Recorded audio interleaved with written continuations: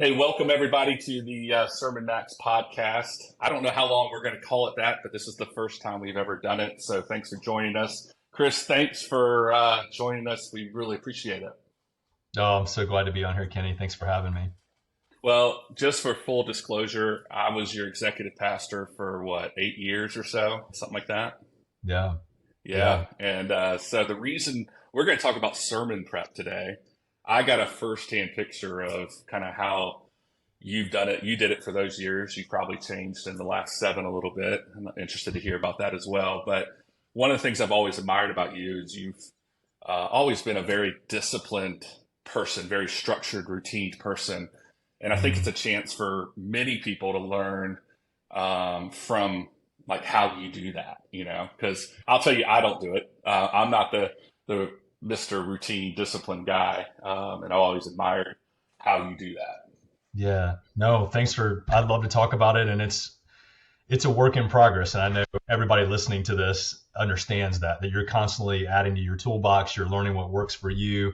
What works for some people doesn't work for other people. But I do think there's really good principles and kind of coat hangers, if you will, that we can learn from each other that can really help you be more effective in your preaching, for sure.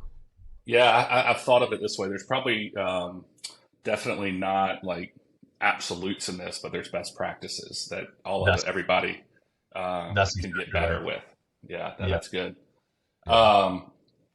So tell me, when you think about your weekly routine, your weekly process, just walk us through that. What's a typical, from a sermon standpoint, what's your, Yeah. typical week look like?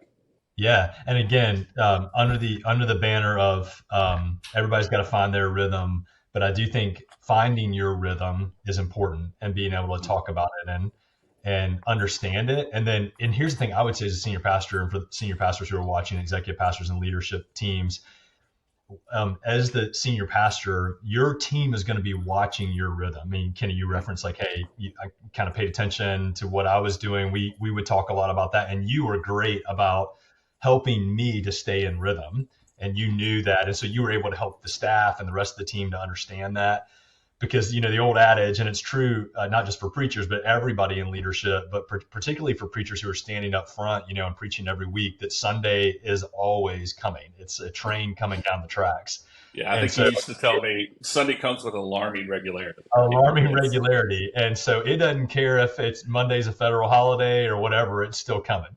And Right. so and everybody gets that in ministry. And so rhythms are really important. And we used to talk about a lot that if you don't have a system, it's not sustainable. And Right. so I know there's guys watching on here right now who go, I'm not a system guy. I'm kind of more of an impromptu, whatever, but that's a system. Right. And that's okay. But Yeah. just understanding that you do have a system and it works for you, maybe. Right. And being able to understand what that is and then how you can improve upon it. So to answer your question, for me, my system is I like to carry the momentum of Sunday into Monday with study. Yeah. And so I know some folks watching this, they take Mondays off, no problem. Right. Again, we're looking for like the functions of this, not just the absolutes. So Yeah. I just would say, for me, I've learned through the years, and this is crazy, Kenny, I know for you too, like 25th year of local church ministry and Right. coming into my 15th year of being a senior pastor. And so learning that for me, I like, preaching Sunday, and then, we'll kind of shut it down for the afternoon or whatever. And then Monday morning hitting study. And so I feel like I can kind of ride the wave into Monday. And so, and for most of us, there's an adrenaline that comes out of our body after Sundays. And so I think, being able to be in a safe place, whether it's your home or library or place that you feel comfortable, and being able to allow that adrenaline to come out of your body and feel the weight and tiredness of Sunday, but also feel the encouragement and the enthusiasm of like, man, you just taught this, you were able to preach the message and receive feedback, and now you want to go further in it. Right. And I think that makes a difference in terms of like your congregation hearing you preach as more of an ongoing dialogue and conversation than the standalone sermon. So I always thought you had like great continuity of sermons because of that, because like you're coming out and then the next day you know, you're building that sermon right off of it, Yeah. right off that, Yeah. 24 hours later, That's right. it's all So real fresh. there's repetition and as a preacher, I mean, I know all of us have been like, hey, people are like, yeah, I've heard that before. But here's the thing, and C.S. Lewis said this, that good preaching and teaching is reminding you of what you already know. That's good. So, as we kind of need to give ourselves permission, like, yes, I am repeating because repetition is a teaching tool, and we don't just want to get there and repeat the same content over and over again. But you want to touch your marks really in almost every sermon in terms of you're going through a long form study, a book of the Bible, or you're doing a topical series. You want to hit kind of your bottom lines and do it in different ways. You don't say, hey, last week we talked about these 4 things, but you can just learn how to weave that in and out. And it gives, it kind of spins you up too. So in terms of what my week would look like in study, I would study on Mondays. And when I say that, I mean, the first half of the day, I would really be gathering content, which is, I'll just admit, is the hardest thing for me, is building content. And I think that's something to know as a preacher, teacher too, and building your sermons is, what are you strong at? Are you a strong communicator? Are you a strong context person? Are you a strong content person? And just understanding your strengths and weaknesses. And I would say one of my weaknesses is I don't love the content gathering, but obviously it's a necessary part of preaching. So there's ways that I'm sure you'll unpack this in your podcast of ways to get around those things and get partners in some of your weaknesses. But I like to knock that out first thing, to just know like, hey, I've got this content, I chart it out. And then the second part of Monday, I'm putting it in an outline form. And so my goal at the end of Monday is to have an outline, including a bottom line, and to translate that to my notes. Now, I don't manuscript my messages, but I do what I call like talking points, headlines.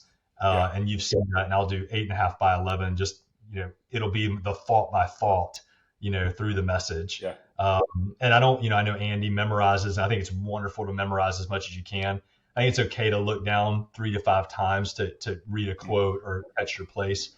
But obviously you want to have that in your heart. So, I just would say, for my week, again, everybody's week looks different, but I like to start on Monday with content and writing the outline and getting a rough draft of the notes.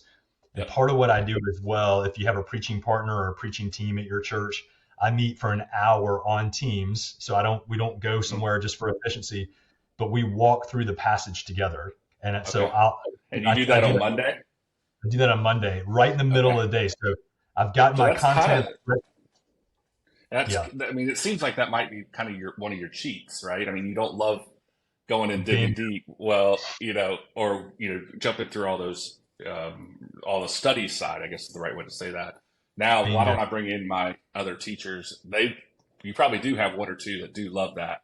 They love it. And when we were together writing, I didn't do that. And so that's an ad for me the last couple of years of realizing if I can jump on a call for an hour, we're all reading the same passage, and I'll just say, guys, what stuck out to you?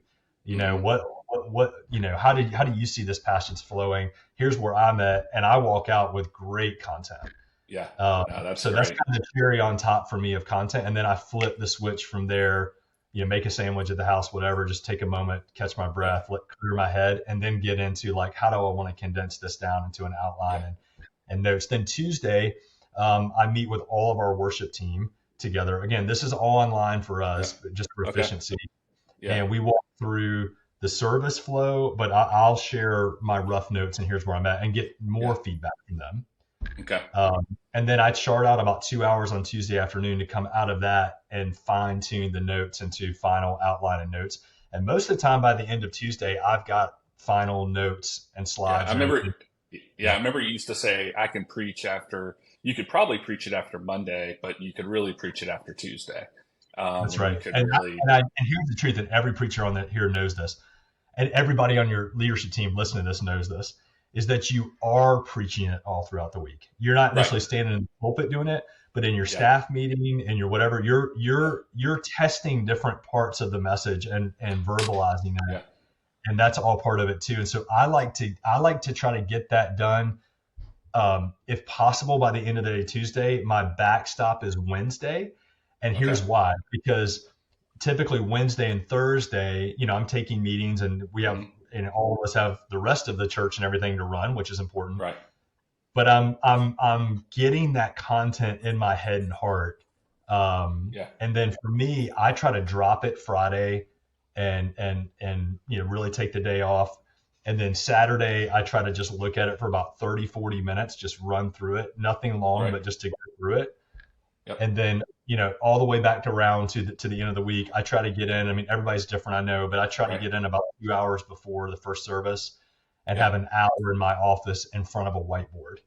Okay. And my goal there, I have a little, if you come in my office, I've got a little podium there, and I put my notes just like I would up front on Sunday, but I'm whiteboarding the whole message from memory.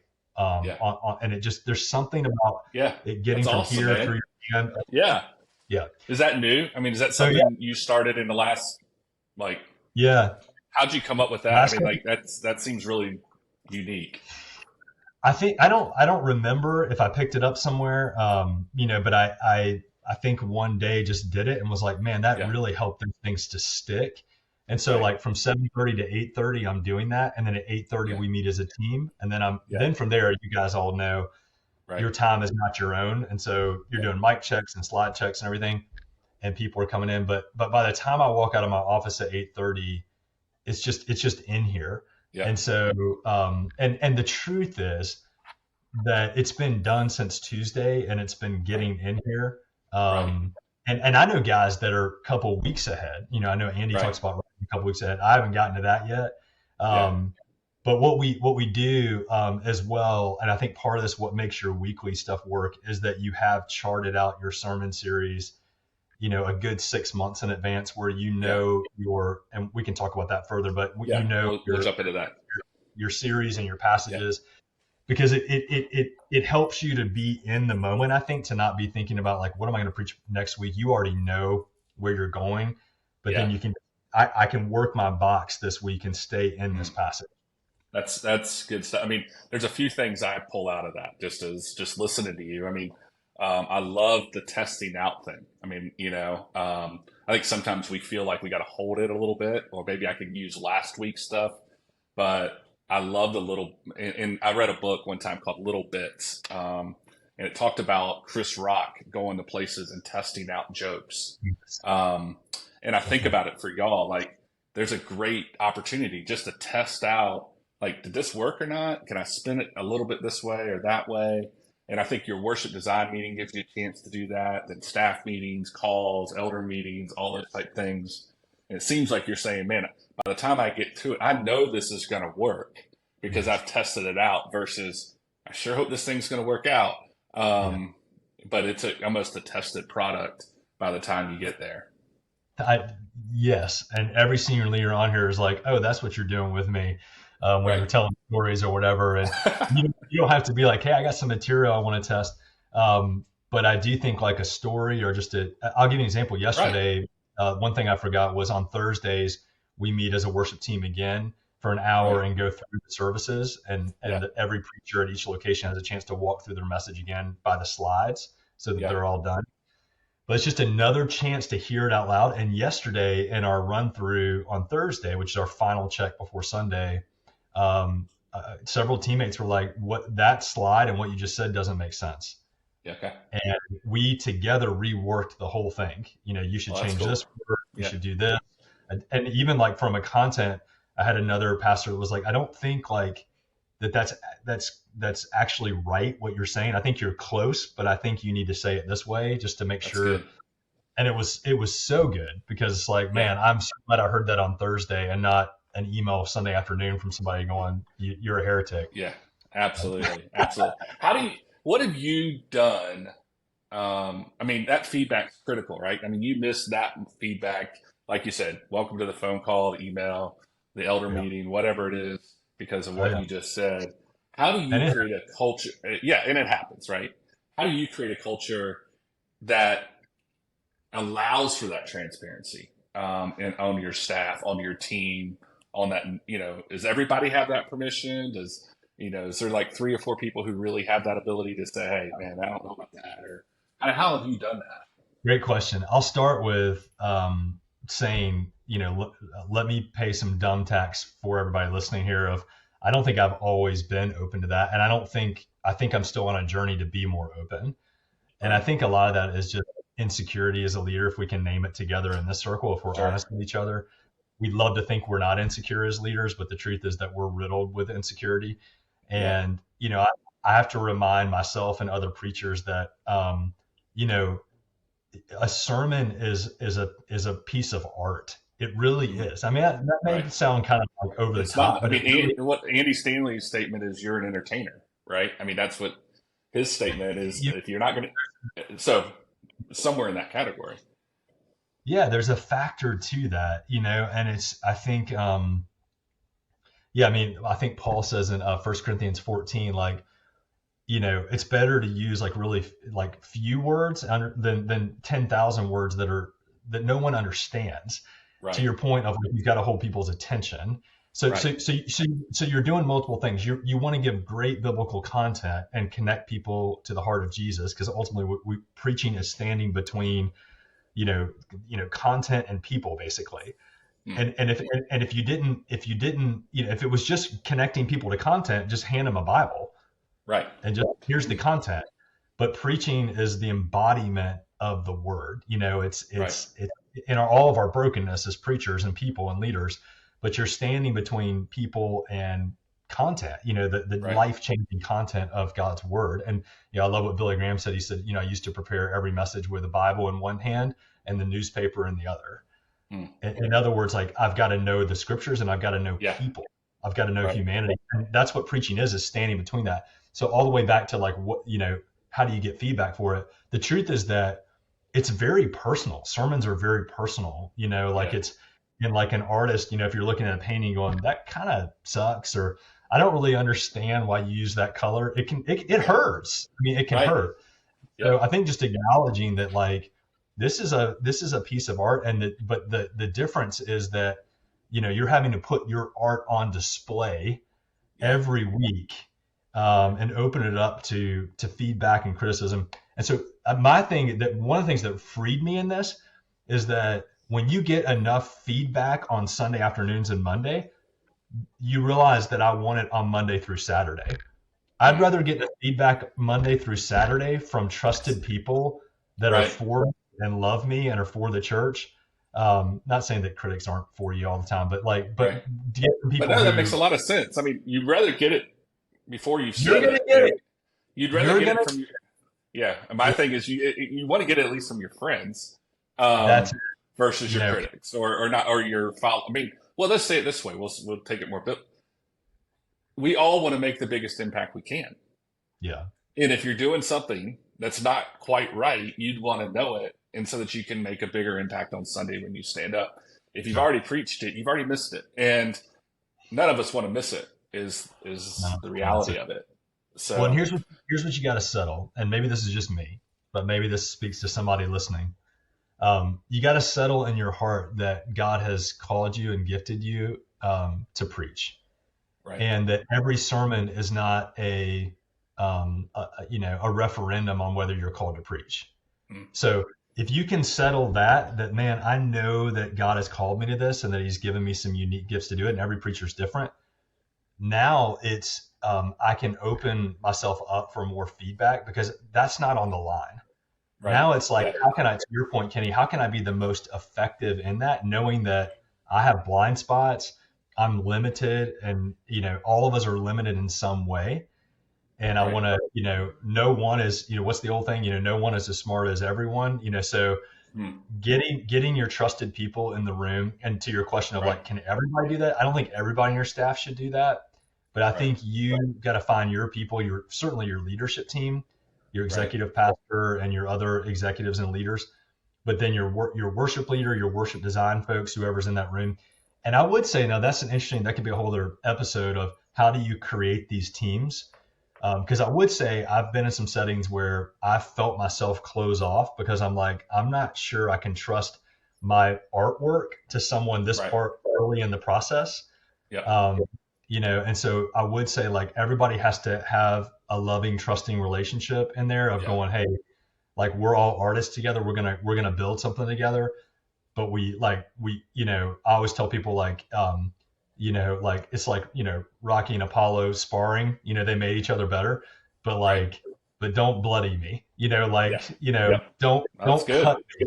I mean, Right. like, just, you Yeah. can hit me, you can spar with me, but don't cut me, like, Yep. cause I got to get up there Sunday and still preach this thing. That's right.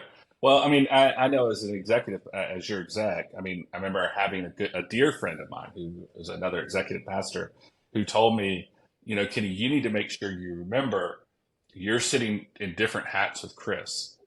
And on one day, yeah, he wants feedback on his sermon, but he's also leading the church and he also has to stand up there, but he has to know we're together. Yes. And this is his, to your phrase, this is artwork. Um, this is his baby that he just puts out every day in front of you.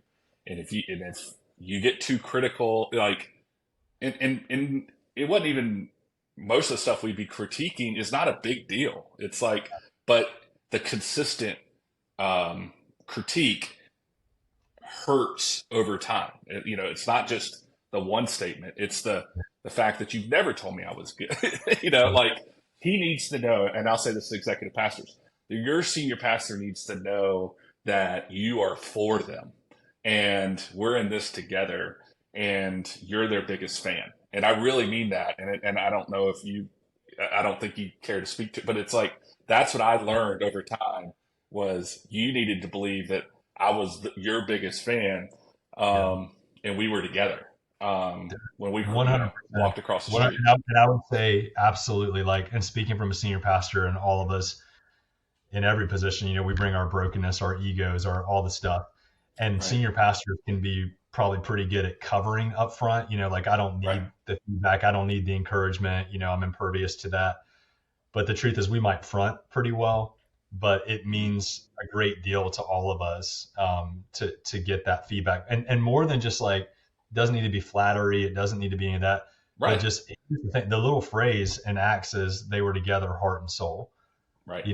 So just, and in the same way, hey, senior pastors, like, it matters, to your executive pastor, it matters to your group's folks. It matters that you don't know all their world and you can't be, but that you're with them heart and soul. Right. That you're together. Like, I think about Peter preaching the very first sermon. I don't know what that was like, if he had a worship design team or if he thought about what he was preaching or outlined it, before he stood up that day. But, there was 11 other guys listening to that sermon that probably could have stood up and preached a lot of the same stuff because they had the content, but God called Peter to do it in that moment. And I think it's a great example of, like, we don't see them getting up after Peter does and goes, no, I got something to say too. And to add to one more thing. one more thing.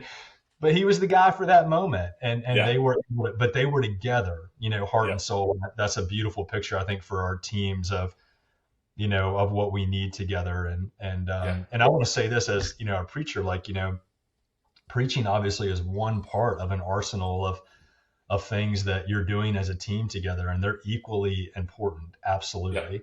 But it is that moment, a unique moment in the life of your church, at least culturally for right now, for most of us, where you have most of your church gathered in a place to hear a singular, message and voice. And that's a special thing. I think that one of my learnings through the years has been like the sermon serves so many purposes for the church from a communication standpoint. Everybody wants to think about it just as a spiritual component. Like, hey, this is a moment of, like we're trying to change lives, which I completely is, right? And then, but another side is it's a casting of vision for your church.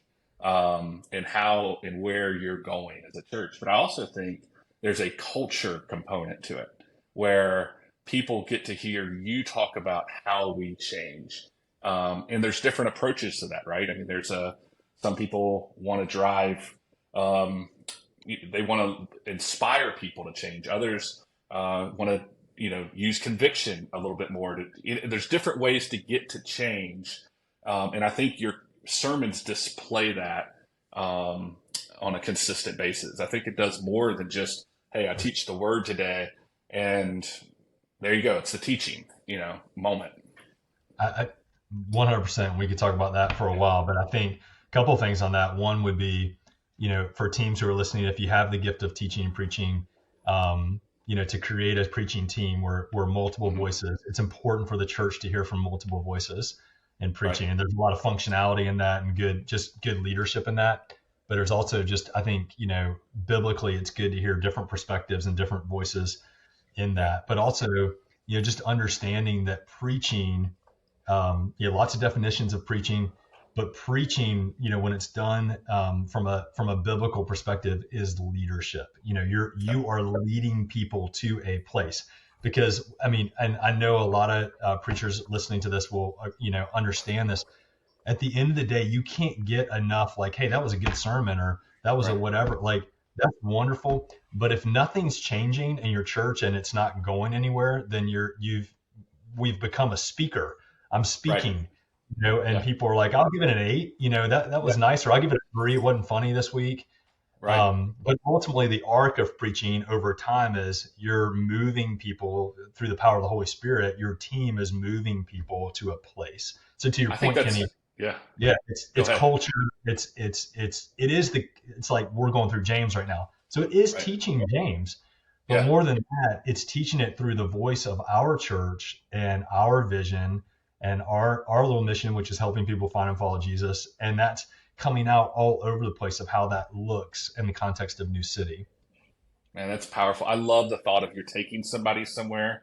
Obviously, you do that on a Sunday morning. You're trying to take them somewhere, but really to have a bigger understanding of, hey, where are we taking people in general? Like, over the next 2 years or 3 years, and I think that's a question that doesn't get asked as much as probably it should, of like, hey, what do we want the church to be in 3 years? We ask that question, right? But we may not ask the question of, okay, what do I need to preach on in order to get them there? Which is a whole other level of understanding. And to your point, leadership, not just preaching or not just teaching. And maybe I'd love to come back sometime and talk about, how do you come up with sermon series, and how do you figure out how to leverage? Because when you realize that preaching is leadership and one of the most effective leadership tools in the church, from vision, culture, voice, then you begin, to leverage that in terms of, well, how do I lay out series that actually do take people someplace, where we're going, fit in there. Yeah. That's I think that's just a fascinating concept. So we got a couple minutes left. Real quick questions. How's your preaching changed in the last, if you look back 15 years ago when you were starting, what's changed? It's funny that you asked that, because we did a reprise series. I don't know if any of you have ever done that listening to this, where you take a series that you did in the past and you sort of do a remix of it. Yeah. And which I do think is an effective, thing to do after, 5, 6, 7 years. We'd love to think that people remember all those things, but you'll preach it and people will be like, that is really great. I wish I'd heard that before when I was younger. Like, you did 5 years ago. You don't remember. That's what we talk to people about with reels, right? I mean, it's like, I just want, you spend all this time on working on your sermon, and it's like, how about we put it out 2 or 3 times this week just to remind people what you preached on? Absolutely. To me, that's the biggest thing, like, of reels. Is about discipleship as much as it is about outreach. It's how do you keep your message in front of people? Couldn't agree more. And what you're doing is great in that, and for pastors listening to this, how do you leverage what you're saying on Sunday mornings all throughout the week, whether it's in small group curriculum, digestible content that you can post places and get in front of people? Because I think about it like the parable of the sower.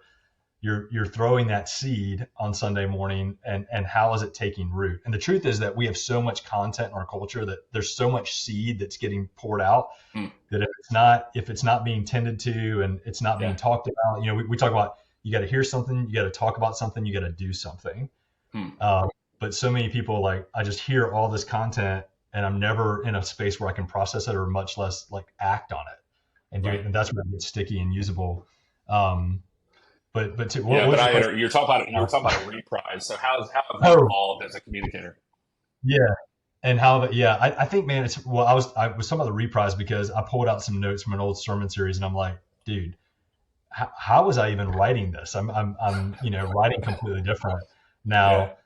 I would just say that the biggest thing for time's sake is that, as you grow in your own story, um, which may sound like it's separate from you as a preacher or whatever, but the truth is that the more you know your story and you understand who actually is preaching this message, I think the more you can understand and grow in your ability to communicate the message. Because Mm.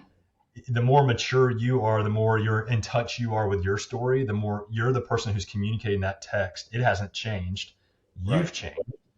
Mm. And so I would say, to answer your question, for me, I would say at 45, I just know a lot more about my story. I still have a long way to go, but I know Yeah. a lot more about my story and broken places and what makes me me than I Mm. did before. And I think it allows me to stand up and, have hopefully a godly sense of confidence and that I'm living a congruent life, that Right. as I stand here, I am my true self and I'm fully alive, rather than I need something from you. I would say, like, as a younger communicator, I needed the affirmation, I needed the attention, I needed the feedback. And don't get me wrong, it's wonderful to hear now, Right. but I would say there's less of that need and Mm. more of a desire to see, like, the actual sermon, forget the person preaching it, really make a difference in somebody's life and Yeah. and help somebody in their struggling marriage, help somebody who feels like they don't have hope with their kids right now, help somebody who feels like, I got to face a meeting tomorrow morning that I think I could get let go,